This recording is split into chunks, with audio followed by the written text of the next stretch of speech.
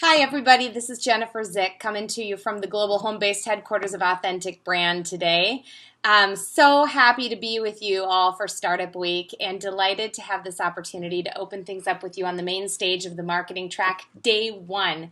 It's such a pleasure and an honor to be with all of you here today to share my own entrepreneurial journey and to pull through some of the threads and lessons learned along my career and things I'm still learning as I'm building my business, Authentic Brand. So I want to start just by introducing myself to you, to those of you who don't know me. I'm born and raised in Minnesota and have been a member of this business community for a couple decades now. I live out in Chaska with my husband, Ryan. We've been married 23 years and have 3 beautiful children and our golden retriever, Gus. This picture is actually 2 years old now. Our kids this year are in 12th and 9th and 5th grade. So our family is growing up very quickly, and I think it's time for a new family photo. When I'm not busy with my family, I'm building my business, Authentic Brand. So I just want to give you a little context on what I do professionally so that the content I share with you today is more relevant and in context to that experience. So I founded Authentic Brand in March of 2017. So we're 3.5 years old today. What we do is fractional CMO services for growing businesses. We bring marketing leadership to the table that helps them achieve next level growth. And we lovingly say that we help businesses overcome random acts of marketing in order to make marketing a strategic and sales-aligned, revenue-focused partner in their business growth. So we are a team of 15 and growing, passionate about early-stage growth businesses and usually working with established businesses on that next level of growth. So our clients are usually the $5 to $50 million clients, and they are across industries, and they are across the United States and even around the world as we're growing. So it's been an awesome journey, and you'll hear little parts of how that growth has been inspired in the topic I share with you today. So first off, I want to start by thanking all the Beta Minnesota team members that make this event possible and that have gone above and beyond to bring it to life virtually this year and make sure that this entrepreneurial community stays connected and vibrant and growing even in the midst of such a disruptive year. This is actually my 4th year at Twin Cities Startup Week. These panelists that you see on the screen are 3 years worth of bringing together entrepreneurs, techpreneurs, and entrepreneurial leaders from within Twin Cities brands and businesses. So the past 3 years I was able to build and moderate awesome panel discussions on business growth, entrepreneurship, and sales and marketing. And this year is my first solo presentation at Twin Cities Startup Week. So it feels a little odd to just be talking myself to you without seeing your faces live right now as I present, but I can't wait to have some extended time at the end of this presentation for live Q&A. So please jot down your thoughts and questions because I can't wait to really dialogue with you. So first of all, I want to contextualize the topic for the day, which is trust equity. I'm not sure if that's a real phrase or not. It's one I made up in describing what it is that I want to share with you. But really what it means for today's purposes is harnessing the power of trust to fuel your early stage business growth. I really don't think there's anything more valuable to a business, its relationships, and its brand than the trust that it creates and maintains with all of its stakeholders. That's just your most valuable brand currency. And it does not happen by accident. In fact, today I want to share with you some best practices and even a formula that I have developed based on what I can see now in hindsight as being a successful path in building businesses. And I know that the audience today is really diverse. Out in the crowd today, we likely have early stage founders, owners and entrepreneurs, investors, corporate leaders, and enterprise level employees who are excited about innovation and startups and being part of maybe someday starting your own business. So I recognize that this audience is really diverse and comes to the table with a lot of different perspectives and experience levels. Today, as I share this topic, I'm speaking really to the heart of a founder. And keeping in mind that being a founder doesn't mean that you have to be an owner in a startup. Part of my story is that I got to be a founding team member of a brand that grew and was a great success story here in the Twin Cities, a company called Magnet 360. I'll share more about my journey there, but I was the first full-time employee with the two founder owners and the initial scrappy team that was building at the time a web development company, and we were all in our early 20s.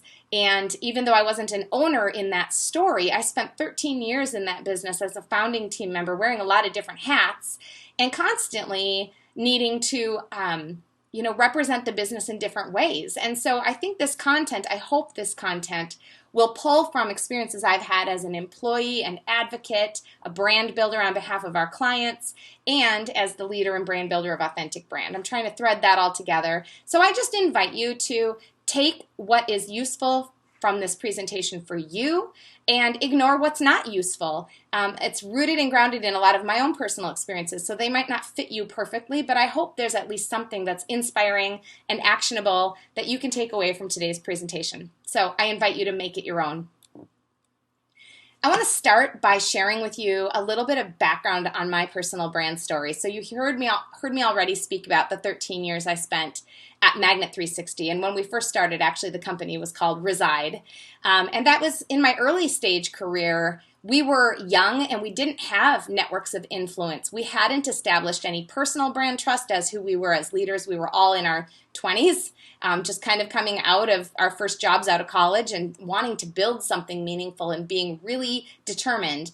We didn't have, money, connections, experience, and all of that clout, but we were fearless and we cared deeply and we worked hard.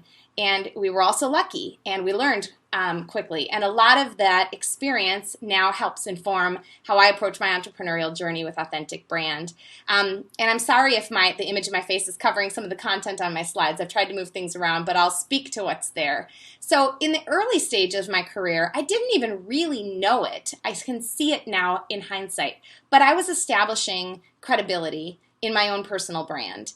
At the time, I was leading sales efforts for this small growing web development business. And at that time, digital and web was relatively new. This was 2001. And so most of our network building was done by me being out at every networking event that was in the Twin Cities at the time and shaking hands and trading business cards and being really adamant about follow-up and making those follow-ups personal and figuring out how I could help other people connect, because most of the connections I was making were with other young business emerging leaders, and none of us had a lot of decision-making authority, but we all wanted to help each other. And I didn't know it then, because I hadn't had any formal coaching, that I was planting seeds that later would grow alongside of my career and provide a lot of dividends in advancing my business today. But at the time, I was establishing some early brand credibility.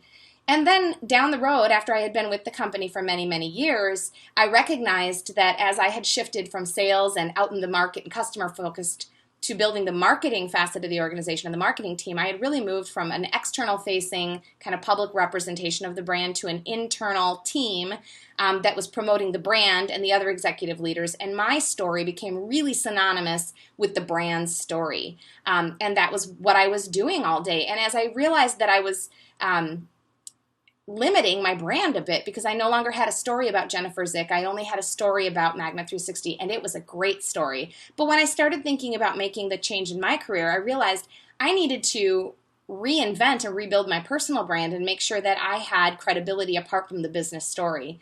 So that I went to work to do that. I spent 2 years really planning my exit in building my story of my own personal brand by joining some nonprofit boards, by taking on leadership roles in my church, by getting more active on LinkedIn, and at the time exploring Twitter for how could I have a voice in the world, and winning some awards and doing some of those things that created a brand story for myself. And that was really valuable when it came time for me to move on from that business.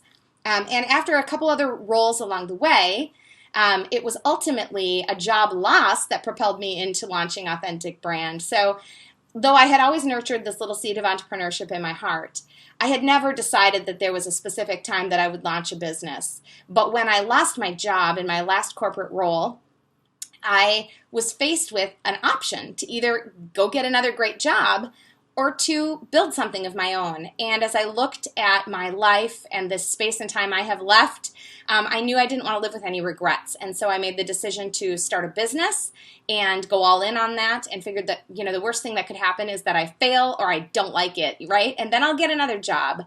But when I started my business, I really had to start owning my personal brand, because I wasn't representing somebody else's brand and other leaders. I had to be the leader in my own business. And I have learned even so much more about trust equity in starting Authentic Brand that I'm excited to share with you today. And now, with Authentic Brand being 3.5 years old, we are moving ourselves from early stage startup to an established growing business that has some credibility. And I'm now at the phase in brand building where I am transferring a lot of the brand equity inside our business from Jennifer Zick's founder story to the Authentic Brand community story and all the stakeholders therein. So finding that balance about where my brand helps support our growth and how I as a leader help support our growth without becoming a liability in our business takes a lot of thoughtfulness, and I'll be sharing that with you a little further on as well. So it all begins with building your personal and authentic brand. And I want to share some things that I've learned along the way.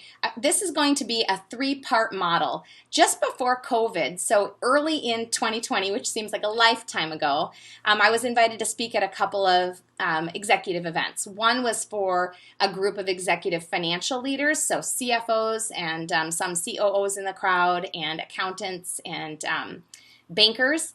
And the other crowd was a group of women leaders. So very different kind of demographic makeup in the room. But I came in to speak with them about this concept of personal brand, and I wasn't sure how it would sit. But I started taking the questions I get from people about how do you do what you do? How have you created a brand? And by no means do I consider myself an expert. But since I had been asked the question, I started to put my thoughts onto paper. And with that, I initially developed a two-dimensional model. But by the time I was presenting to the second group, I had expanded to a 3-dimensional model. And I got so much good feedback from this model. Even though it's so simple, it really seems to strike at the layers that people are working to sort out in how they show up in the world professionally and personally. So initially, I talked about when I was at Magnet and realized that I had lost touch with my personal brand. My entire story was the story of Magnet 360, which was a great story, but I really had a limiting personal brand. My entire brand, as represented through my relationships professionally, my social media activity, was all about my employer's brand. And so as I started to think about how to create more dimension around my story, I started thinking in terms of what I'm calling a dimensional personal brand. How and where can I represent my employer's brand very well and also start representing myself thoughtfully, of course, with good filtering about what's appropriate in which context in professional and social and personal networks. But how can I bring forward some of the things that make me me? From extending out from my employer's brand, going deeper within my industry, and then to related topics and industries that tie into my career and the people that I admire in my professional network and within my business network and my personal network. And what are my hobbies and passions, and how does that fuel and feed who I am as a professional? So all those things became part of what I started to incorporate into my brand online. But I think when I really search for like what has made it work for me is this next layer, which I am calling the authentic personal brand, where it requires another level of risk and transparency to wrap these pieces of content and thinking and conversation socially and with others in your network with your questions, your feelings, struggles, fears, scars and experiences, hopes and dreams, and even values and beliefs. And again, this takes a lot of thoughtful discernment rooted in your own personal and professional values and aligned with the brand you're representing. And I share this acknowledging that for those of you who work in highly sensitive or regulated industries, there's an even higher level of thoughtfulness and nuance that as a representative of those brands and relationships you need to bring to the table. I personally now have a lot of freedom as the owner of my own business to decide how much of myself I can share with the world. And what I'm finding along the way is that the more I share openly and authentically, the more positive feedback and more genuine connections I'm building with other professionals. And that is really richening and deepening my business community. So I wanted to just preface this whole conversation with a little bit of thinking about personal brand, because I'm going to springboard from this idea of personal brand to how do you build a startup brand and deepen trust equity with really important relationships by starting with your founder's personal brand. So this is really kind of a foundation for the broader topic. So I talked about the authentic brand. What does it mean besides those little bubbles of ideas that you could bring to the world? It really boils down to integrity, transparency, and vulnerability. And only you can determine how you show up within these areas. But I think we can all relate in our increasing culture of distrust of information. We can all relate to when we see someone say something real, we know it. It passes that smell test of authenticity. But we really know it if the way that they show up in the world is consistent over time. They're not just, tailoring their message to the tidal waves of the time, but they show up consistently. And even if you don't agree with them, people of integrity hold on to their value system. They let you in on it. And the people that forge strong connections are often those that are vulnerable. They're approachable. They know they don't know it all. They're humble, right? So all of these things together create authenticity. And it takes some thought about how you decide your voice comes through. So just to dial down a little bit into each of those attributes in terms of integrity and living your values, it's important that you really are true to yourself. Values help us decide. They help us decide the topics we will and won't engage in social media versus in live conversations. It helps us understand who we want to be known as and what we want to be known for. If all the activity is stripped away, what is the legacy you leave behind? So rather than trying to fit any present narrative or positioning, you want to be true to yourself because you can carry that forward in a timeless way that's real. Transparency is letting others in. And that can take a lot of shapes, but I want to share with you some examples from my own professional life that have been really eye-opening for me as a marketer and a business leader. So it all begins with recognizing imposter syndrome is real. I think the scariest thing I ever did in launching Authentic Brand was to publish and promote the first blog I wrote. And that's ironic for me to say as a marketer because speaking comes naturally to me, writing comes naturally to me, promoting comes naturally to me, but what does not come naturally is doing any of those things around myself and my own thoughts. As a marketer, I've been conditioned to promote the brands I represent and the executives within those brands to help us win accolades and awards and tell stories. But as marketers, we don't often talk about ourselves. But now I went from a marketer to a business owner, and I needed to have a voice in the market. So imposter syndrome, this is just another fun little bubble diagram. Of course, imposter syndrome makes you believe that you know very little compared to all those around you who appear to know so very much, and their content is polished and shiny and smart. But in reality, that person is polished and smart on those topics, and another person on another topic, and you are the master of your domain. The experiences and thoughts that you have are relevant and they're valuable. So you have something unique to bring to the world. Here's what's important to realize about imposter syndrome. We need to understand that everybody, even the most experienced executives, tend to feel like a big, huge fake, right? There's always a little nagging voice in my mind telling me that at some point I'm going to be exposed for not knowing anything. But I just keep putting out to the world what I do know. And the world keeps giving me feedback that, at least to somebody, that is valuable. So recognize that you do have something valuable to share, and there's only one you. So don't hold back. And bravery is not the absence of fear, but action in the face of fear.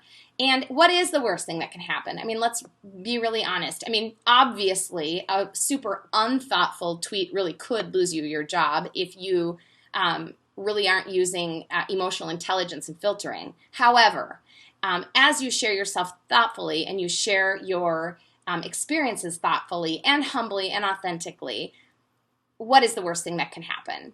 Maybe some people who don't agree with you stop listening to you, but more likely than not, you're going to attract other really wonderful, authentic people into your world.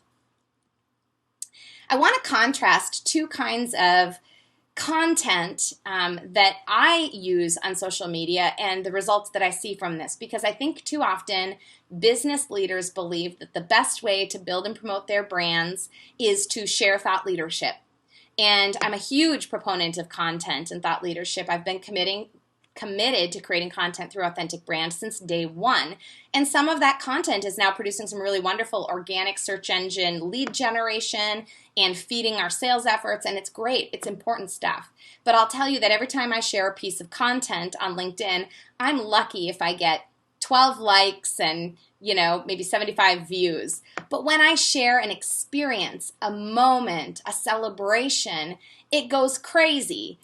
When I share about the connected community that I'm part of, when I celebrate the lives connected to my business, when we celebrate milestones and achievements, like our logo on the wall, that's when we start to see incredible engagement. And because we're speaking to the hearts of real people. And more than ever, people need good news. They need good news. And if they can see that good news coming from your brand, personally and professionally, they're going to be drawn to it. You're going to start building an actual relationship with, not just being recognized as a smart organization.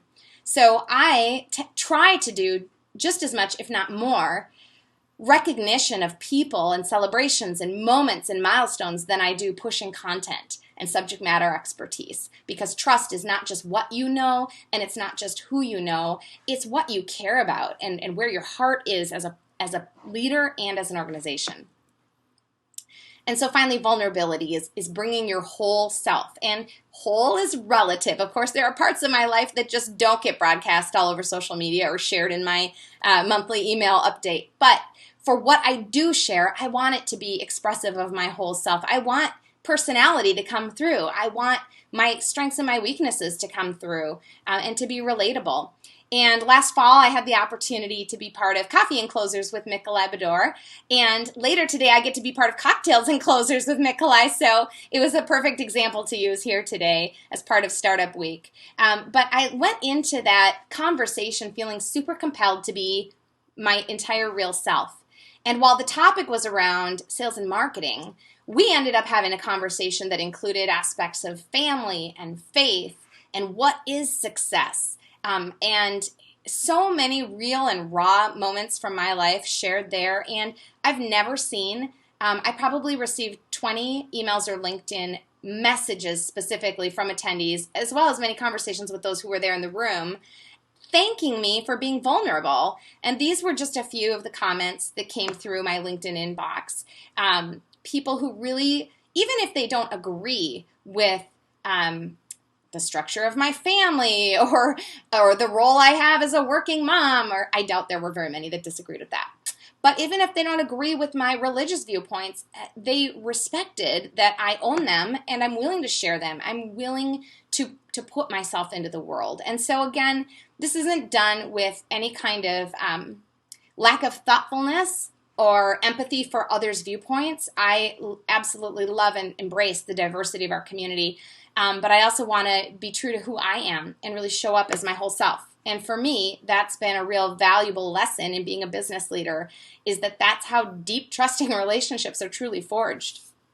So if you haven't really thought about your own personal brand as a leader within your business community, there's a couple things I can share with you that will help you to keep it real, keep it reasonable. So first, just start one person, one interaction at a time. The little simple things that I try to stick with, like every meeting that I have, sending a thank you email and expressing why the connection was valuable and appreciated, those things build upon themselves over time. And it becomes a really important piece of building that fabric of connectivity. And if you're somebody who loves to journal or really kind of put down a plan to paper, these are some questions you can ask yourself that can help you navigate how will I show up in this space. So first, what is your purpose for building a personal brand? What are you truly passionate about? I remember when I was first experimenting, as I was still at Magnet 360, about how to expand my dimensional brand beyond just my employer's brand. I started off by playing with some topics that were related to the work we did in Salesforce.com technology. And I started, trying to regularly tweet about the Internet of Things and, technical ideas. And while I enjoyed watching conversations in that space, or Bitcoin, it was not what I was passionate about. And it was such a heavy lift. And when I finally embraced that what I'm passionate about is brand and business growth, sales and marketing alignment, entrepreneurial focus, and all of those things that really fuel me, it became really easy for me to start creating content and bringing my voice to the world. So what are your gifts? How can you help others? We'll talk more about that. How do you live your values out? How will you and where will you engage or not engage in order to really be true to your values?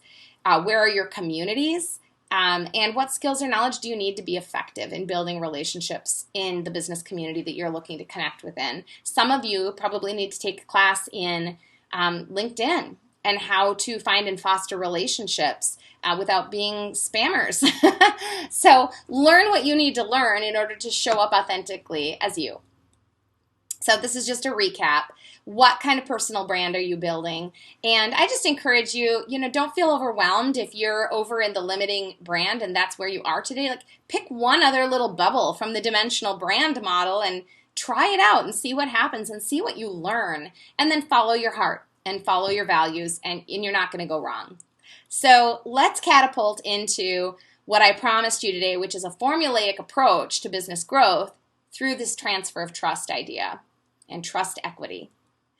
So earlier today, I just put my thoughts and my experiences and kind of the path I've followed onto paper and said, how could I turn this into a 5-step approach? So here's what I've got. This is really reflective of how we've built this at Authentic Brand, and even the same playbook that we used at Magnet 360, but we didn't know we were doing it.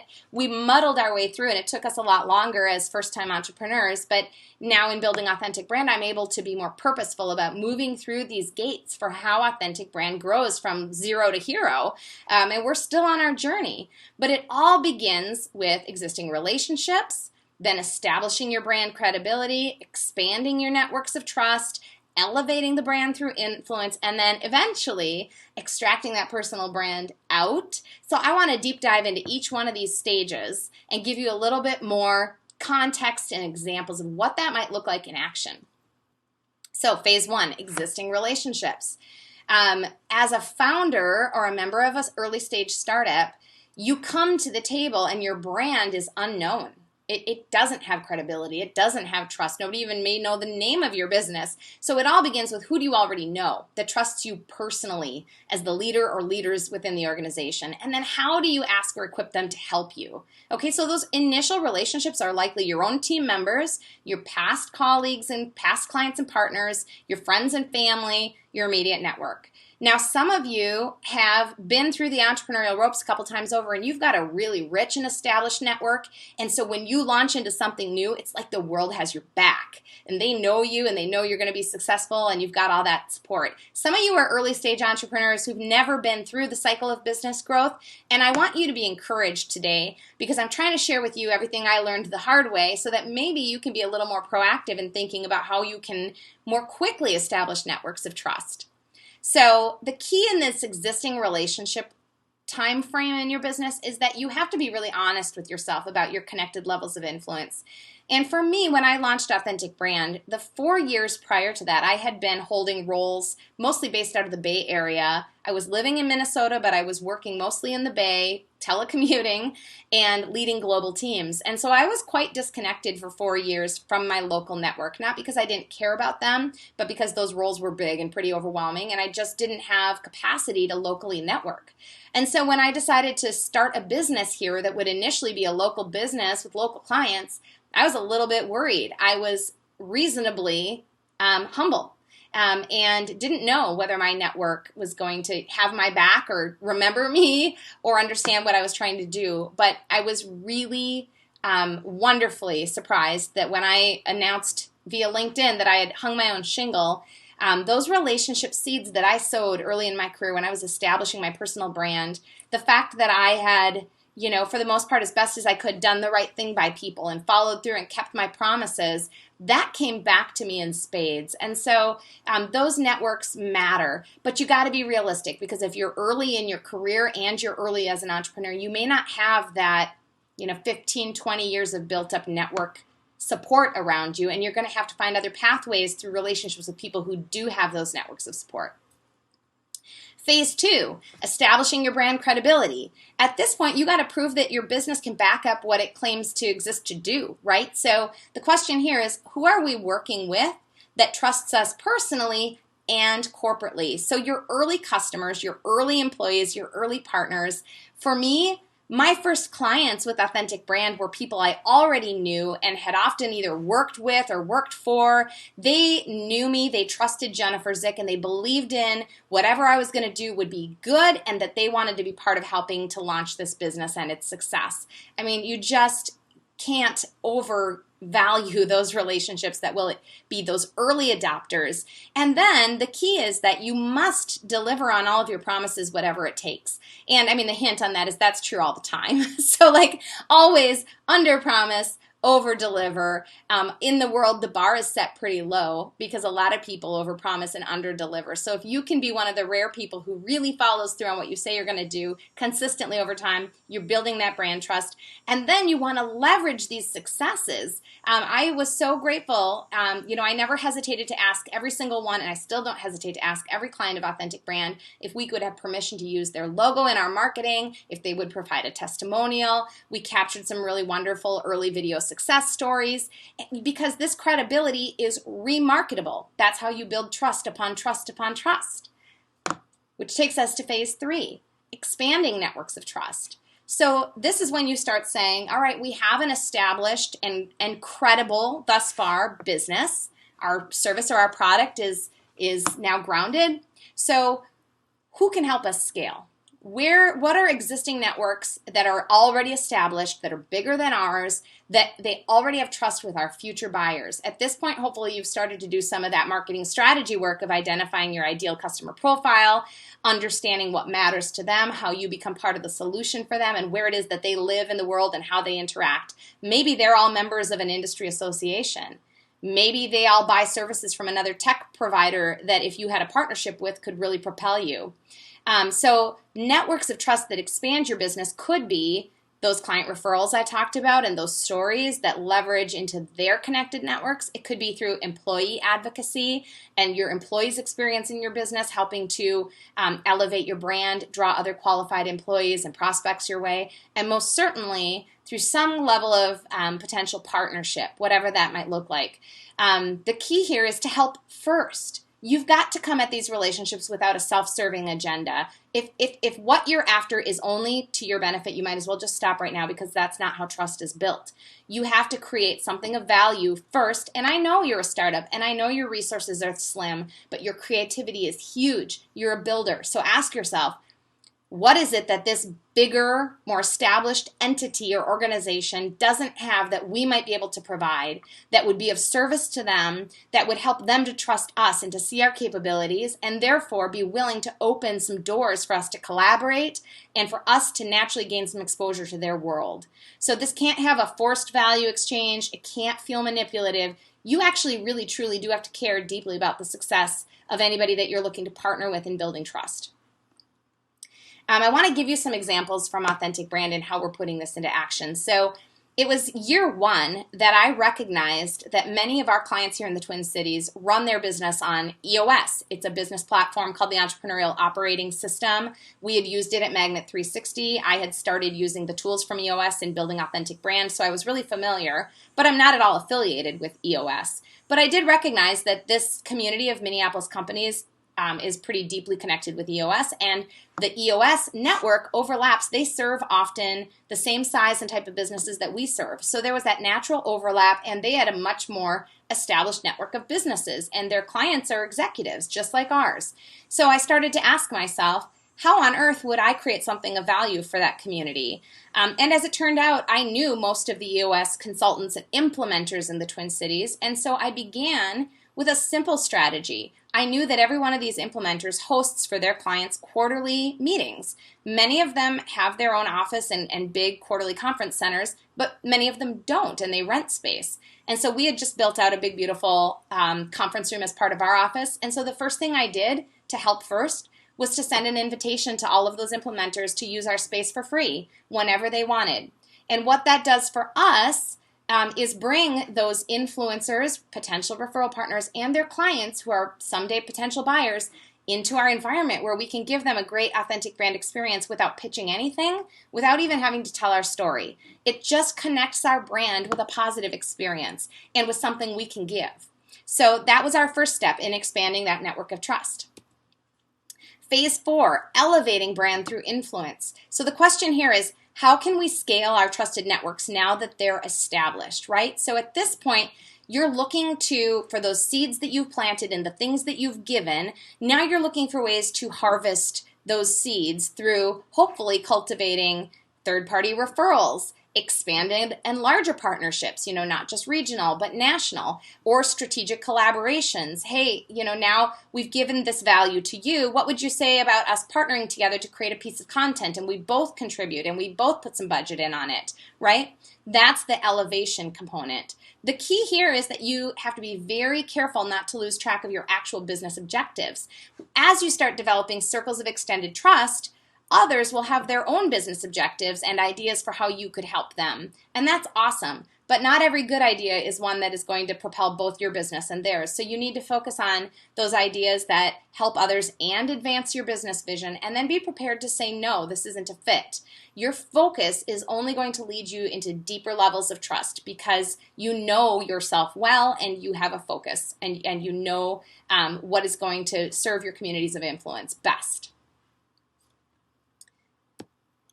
Well, let me give an example. Let me back up. So an example of elevating this brand through influence. So as a next step, after sharing our conference space with EOS implementers locally and their clients, which was a lovely experience, we thought, how do we start to create more connective tissue in this community?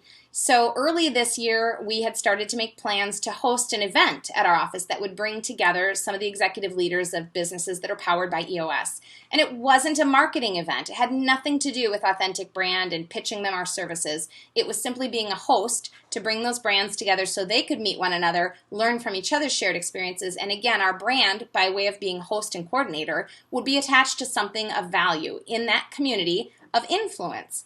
And we had everything set up for a great kickoff in April of 2020, and you can imagine what happened. COVID absolutely smashed that plan. But after we caught our breath a little bit, rather than being completely defeated, we decided, okay, well, we were delayed, but not deterred. We're going to move this forward and move it to digital.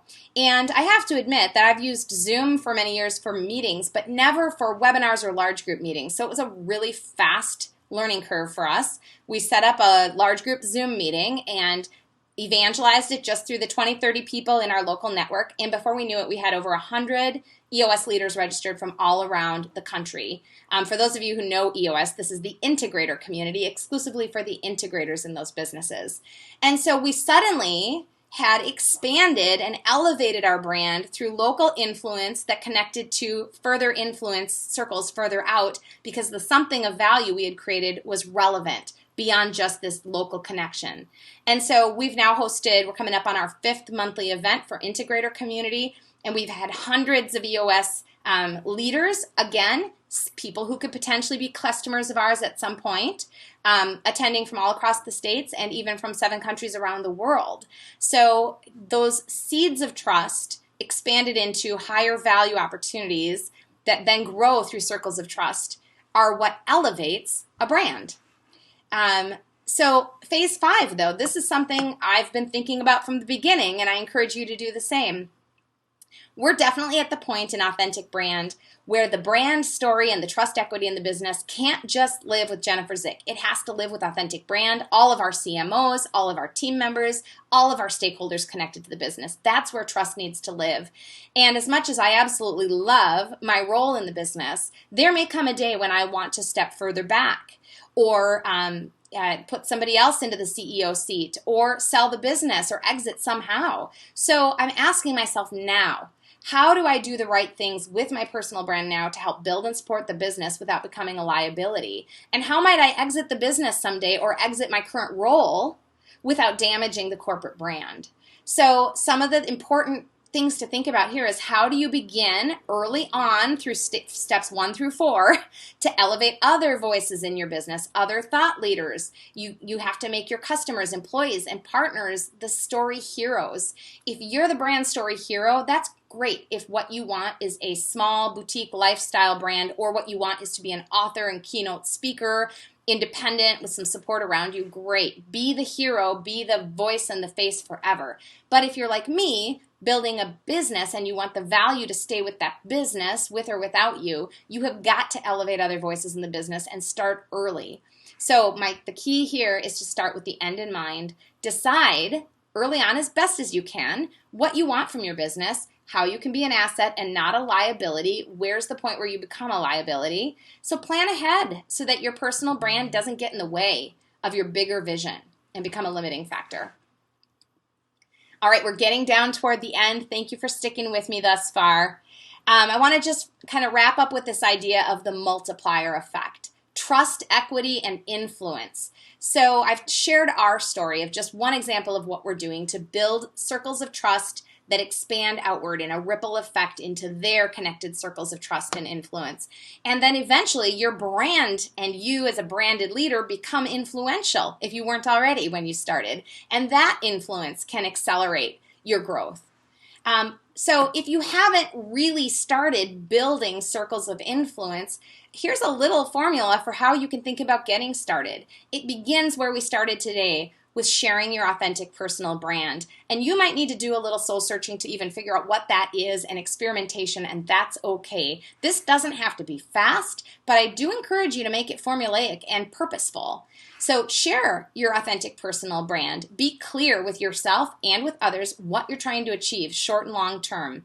Identify those who can help get you there. Even if they're people that you don't know yet, figure out how you help them by creating something of value. And then, this seems simple, but people fall down on this all the time, do what you say you're going to do every single time. Finally, leverage the influence of your brand or your own personal circles of influence to propel you into the next circle of trust. Not in a way that's self-serving, not in a way that's manipulative, but in a way that you can help more people, serve more people, and good things happen because you're doing the right thing.